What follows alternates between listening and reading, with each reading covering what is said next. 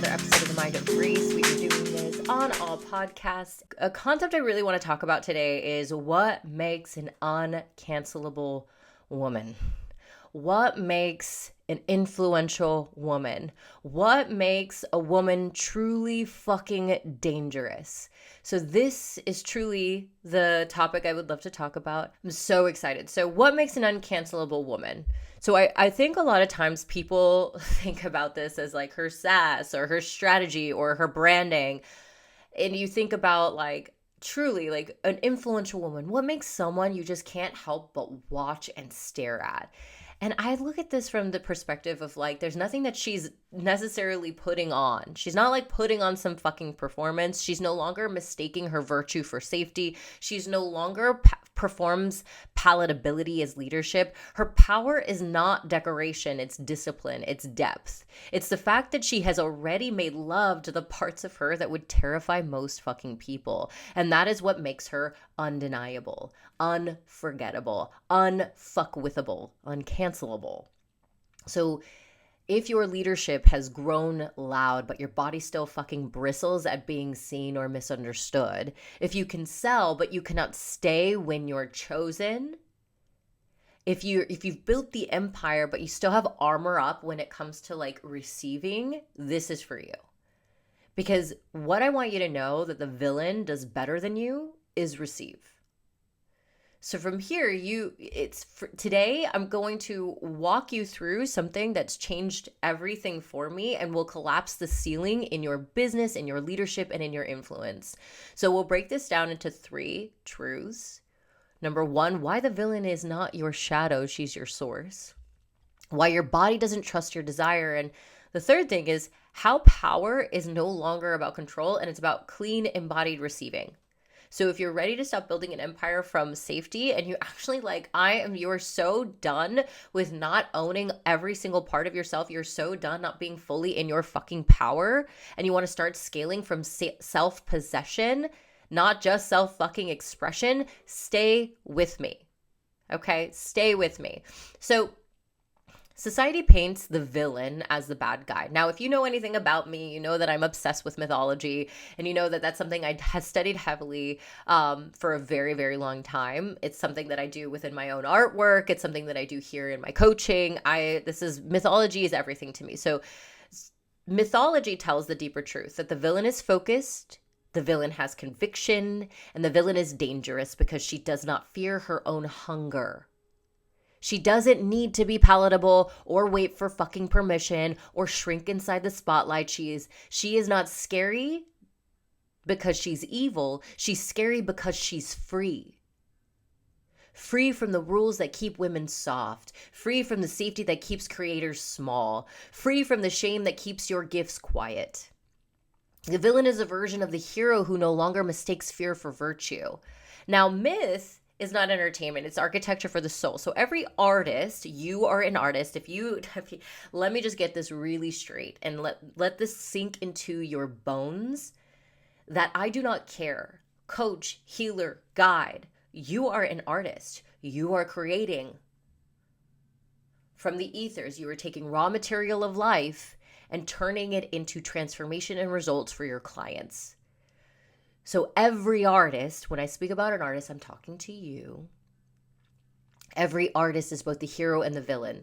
The hero fights to do it right, to earn the love, to prove the worth. But the villain has already accepted her darkness. She creates from wholeness.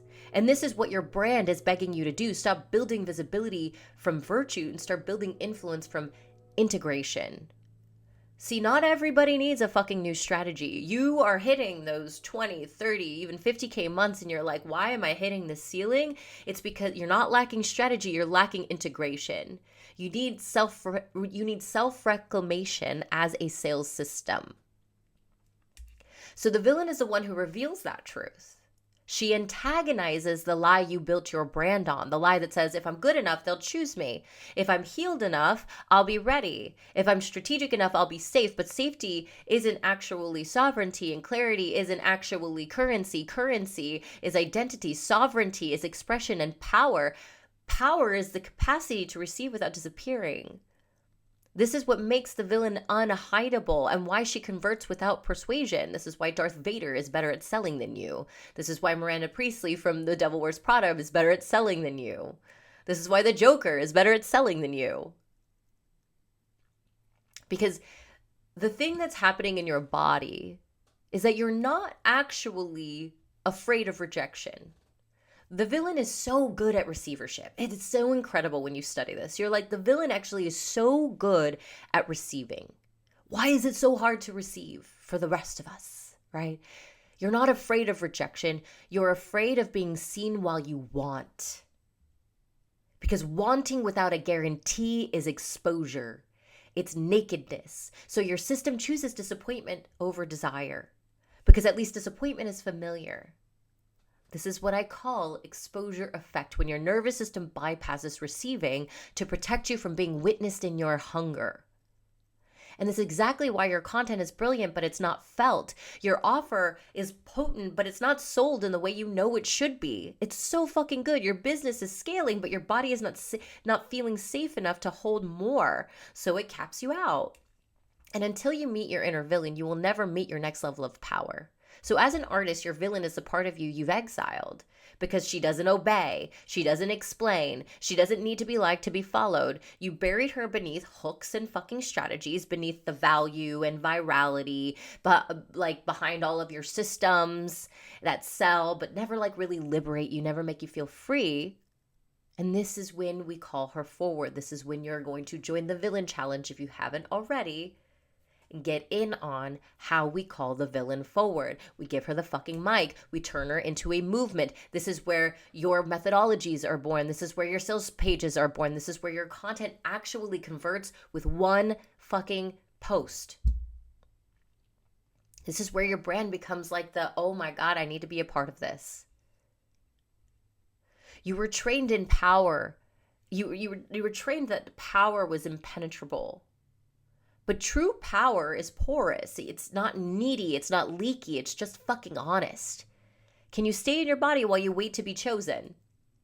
Can you stay regulated or expanded, rather, while you post is unfurling online? Can you hold power even in the absence of proof? This is what makes the villain unforgettable, because she's not selling products. She's selling presence. And the world follows a woman whose nervous system doesn't flinch when she is seen. Influence, the actual scientific term behind influence, is regulating around the most anchored nervous system in the room. This is a woman who holds another level of conviction because she believes in her work. It does not matter if your audience believes you. It matters that your audience believes that you believe you, that you drink your own motherfucking Kool-Aid, that you're the one they're like, she's batshit crazy, but I fucking respect. I have respect for the way that she is. That's actual influence. So where this lives in your work, this is really where we are, when it comes to like the villain is the part of you that is no longer exiled, has a seat at the round table. She's the one that's like, oh, I'm actually going to make her a business strategy. We're going to bring her a part of this strategy. See, the villain is meant to antagonize the hero's most critical blind spots. The hero makes fear, you're the hero. The hero makes fear for virtue, thinking safety and control and humility makes them good. The villain reveals this illusion by embodying what the hero is afraid to be. True mastery for the artist, you, as the hero, comes from recognizing that what you feared as bad might actually be your source of power. This is why Luke Skywalker's journey mirrors the artist's path. He sees Darth Vader, his father, as evil, representing the darkness he rejects in himself. To become a true Jedi, Luke must accept that same darkness within him. Being a Jedi isn't about being pure light, it's about maintaining balance between light and dark. And the lesson here is the path to mastery is not through denial, but through integration. You want to 10x your business? Learn to confront and to integrate. You want clarity? Clarity doesn't equal cash, my friend. Clarity equals confrontation. Confrontation leads to integration. Integration leads to articulation, and articulation equals cash.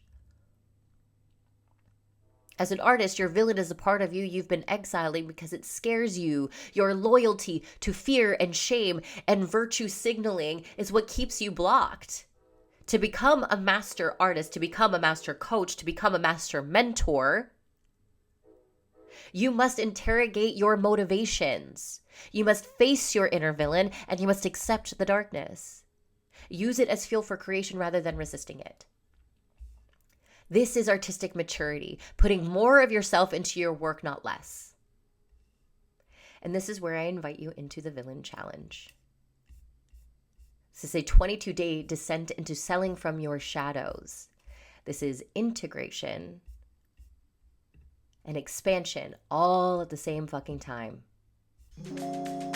So join the Villain Challenge, go into my notes, get in on that.